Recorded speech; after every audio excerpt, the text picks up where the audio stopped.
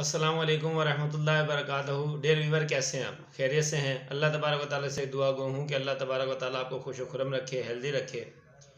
आज जिस टॉपिक में मैं गुफ्तगू करने वाला हूँ वो नहायत ही अहम है और रोज़मर्रा ज़िंदगी से ताल्लुक़ रखता है। और तमाम लोग, अगर मैं ना भी कहूँ ना, तो मेरा ख्याल है कि 50% 70% लोग इससे मुतासिर होते हैं। इसका तज़किरा मैंने थंबनेल में किया है कि हमें अक्सर ये फ़िक्रा सुनने को मिलता है कि मुझे भूख नहीं लगती, मेरा खाने को दिल नहीं चाहता, या सुबह नाश्ता करने का दिल नहीं चाहता, या मैं सिर्फ 2 टाइम खा सकता हूँ, 3 टाइम नहीं खा सकता, या मैं 1 टाइम खाता हूँ मैं। इस तरह खाने के मसाइल लोगों में बहुत हैं।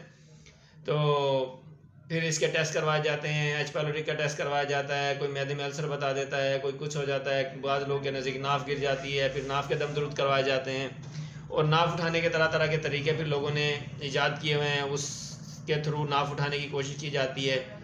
मैदे के मुतालिक इस तरह के मसाइल हम जोड़ तो देते हैं मैदे के मुतालिक, और होता भी है, जोड़ क्या देते हैं, होता भी ये मैदे से मुतालिक ही है, लेकिन हमें सोचना ये है कि हम कर क्या रहे हैं। देखिए, फिर मैं आपको एक बात बताऊंगा कि मैंने पिछले व्लॉग में बात की थी कि जब लोग का रंग गोरा नहीं होता तो वो कहते हैं, मैंने कहा कि आप क्रीमें लगाते रहें और सारा दिन धूप में खड़े रहें, मिट्टी मुंह पे लगा लें तो रंग गोरा नहीं होगा।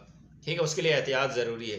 तो इसी तरह मैदे के जो मसाइल है ना, उसको समझने के लिए और उसको ठीक करने के लिए एहतियात ज़रूरी है। आज के मैं व्लॉग में आपको ये टिप बताऊंगा कि आपका जो मैदे का प्रॉब्लम है वो किस तरह से सॉल्व हो सकता है, और ये बहुत ही आसान तरीका है।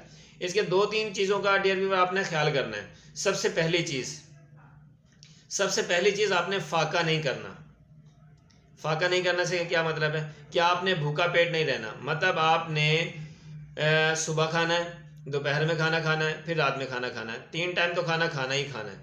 ठीक है, उसके अलावा जब आपसे 4 से 5 घंटे अगर गुजर जाए ना खाने के वक्फे के दौरान, फिर कुछ थोड़ा बहुत हल्का फुल्का टी ब्रेक वगैरह कर लेना चाहिए। इससे ये होता है कि हमारे मैदे को कुछ ना कुछ करने को काम होता है, क्योंकि जब हम कुछ ग़िज़ा खा लेते हैं तो जिनका मैदा बेहतरीन काम करता है, सेहतमंद होता है, तंदुरुस्त होता है, वो 3 से 4 घंटे के अंदर उस ग़िज़ा को अगले पोर्शन के अंदर शिफ्ट कर देता है। असल में मैं मेडिकेटेड या मेडिकल वाले जो नाम है वो मैं इसलिए टर्म यूज़ नहीं करूँगा, क्योंकि ये जो मैं वीडियोस बना रहा हूँ ये आम लोगों के लिए भी बना रहा हूँ, ताकि अगर मैं कोई अभी मैं अगर छोटी आंत कहूँ, फिर डिओडिनम बोलूँ, या इस तरह के और हिस्सों के नाम लूँ, स्टमक वगैरह का मतलब इनके नाम लूँ हिस्सों के, तो फिर जो व्यूअर्स हैं उनके लिए परेशानी हो जाएगी। तो बेहतर हाल मैंने यही सोचा कि आसान लफ्ज़ों का इस्तेमाल करूं ताकि लोग मेरी बात को बखूबी समझ सकें। मैंने कहा कि फाका नहीं करना, कि मतलब 3 टाइम कम अज़ कम आपने खाना ही खाना है। अच्छा, उसके अलावा क्या करना है? खाली पेट चाय नहीं पीनी। सबसे बड़ा काम हम क्या करते हैं, जो अपने मैदे के साथ हम जुल्म करते हैं, हम खाली पेट चाय पीते हैं। क्यों? चाय में होता है टैनिक एसिड। जब टैनिक एसिड हमारे मैदे में मौजूद तेज़ाबियत से जाके मिलता है तो हमारे मैदे को और मैदे की दीवारों को ख़राब कर देता है, जिसकी वजह से हमारे भूख के प्रॉब्लम और हज़म के प्रॉब्लम में और हज़म का जो प्रॉब्लम है क्रिएट होता है। तो हमें ये ख्याल करना है कि हमने खाली पेट चाय नहीं पीनी। खाली पेट से मुराद ये नहीं है कि सुबह निहार मुँह। जब आपको खाना खाए हुए 4 से 5 घंटे गुजर जाते हैं तो वो आपका पेट खाली हो चुका होता है, उसके बाद आपको चाय नहीं पीनी। ठीक है, 4 से 5 घंटे जब आपको खाए हुए हो गए, वो भले दिन में है, वो भले शाम में है, वो भले सुबह में है, या रात सोने के बाद है। ठीक है, तो इसका मतलब ये नहीं होता कि सिर्फ निहार मुँह उसको कहते हैं, या खाली पेट उसको कहते हैं जब हम सो के उठते हैं। जब हमारी खुराक को हमारे बदन में गए हुए, हमारे मुंह से इंटर हुए हुए मैदे में वजह 4 से 5 घंटे गुजर जाते हैं तो हमारा पेट खाली हो चुका होता है। उसके बाद जब हम कुछ चीज़ खाते हैं तो उसको खाली पेट कहा जाएगा। ठीक है, तो आपने ये ख्याल करना है कि खाली पेट कुछ नहीं खाना। अब मतलब कुछ नहीं खाने से मुराद है चाय नहीं पीनी।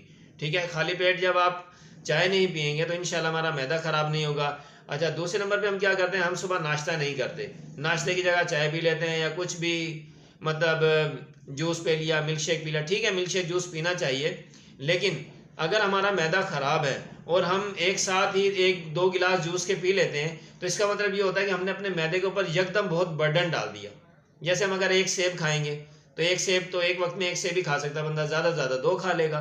ऐसे ही है ना, हम 2 खा सकते हैं, 3 खा सकते हैं, लेकिन 3 तो वो बंदा खा सकता है, वो शख्स खा सकता है कि जो ज़्यादा खुराक खा सकता है, जिसकी डाइट अच्छी है, जो खाने पीने वाला बंदा है, तो फिर उसको तो ये प्रॉब्लम ही नहीं होता ना मैदे वगैरह के, वो तो गिला ही नहीं करता कि मैं कम खाता हूँ।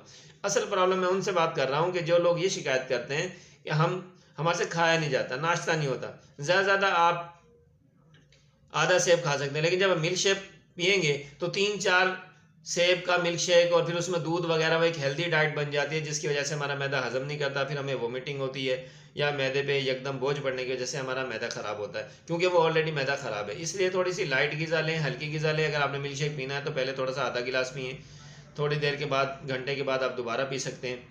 ठीक है, इस तरह से जब आपका मैदा सही काम करने लगेगा तो फिर इस तरह हो जाएगा। एक और मैं आपको एक टोटका बताता हूँ जो कि मेडिकल से रिलेटेड नहीं है, एक अलग से है, ये बहुत अहम है। कि टोटका ये है कि अगर आप कच्चे दूध को, जब आपके मैदे में दर्द हो, थोड़ा सा दूध लें, उसमें पानी मिला लें, और वो मतलब फ्रिज में रखा हुआ ठंडा नहीं, आम नॉर्मल दर्जा हरारत पे घर में रखा हुआ जो दर्जा हरारत होता है आम रूटीन में, वो पानी मिला के और उसको आप एक घूंट करके पिए तो इंशाल्लाह आपके मैदे के दर्द के अंदर अफाका होगा। और अगर आप सब्जियों का इस्तेमाल करेंगे, फ्रूट्स का इस्तेमाल करेंगे, तो ये आपके मैदे को हेल्दी रखेगा। और गोश्त का इस्तेमाल करना चाहिए, प्रोटीन है वो भी खाना चाहिए, लेकिन उसकी एक लिमिट होनी चाहिए। हर वक्त प्रोटीन खाने से जिंगर वगैरह और मायोनीज, केचप, चटपटे मसाले और इस तरह की तेज़ाबियत वाली अशिया पै दर पे खाने से, रोज़ाना खाने से हमारे मैदे में ख़राबी पैदा होती है। इसलिए हमें एहतियात करना है कि हमें किस वक्त क्या खाना है। वीडियो लंबी हो रही है, लेकिन ये टॉपिक बहुत लंबा है, इस पे लेक्चर वगैरह के लिए बहुत लंबा टाइम चाहिए। लेकिन चूँकि मैं इतनी लंबी वीडियो बनाना नहीं चाहता, और क्योंकि फिर व्यूवर्स को परेशानी भी होती है कि इतनी लंबी वीडियो सुनेगा कौन, तो इस बात को मद्देनज़र रखते हुए मैंने ये चंद जो अहम बातें थी 2-3 वो आपसे शेयर की हैं। अल्लाह तबारक व तआला हमें अमल की तौफीक दे, हमें सेहतमंद रखे। मेरे चैनल को सब्सक्राइब करें, इस वीडियो को शेयर करें ताकि दूसरे इंसानों को फ़ायदा हो। अल्लाह हाफिज़।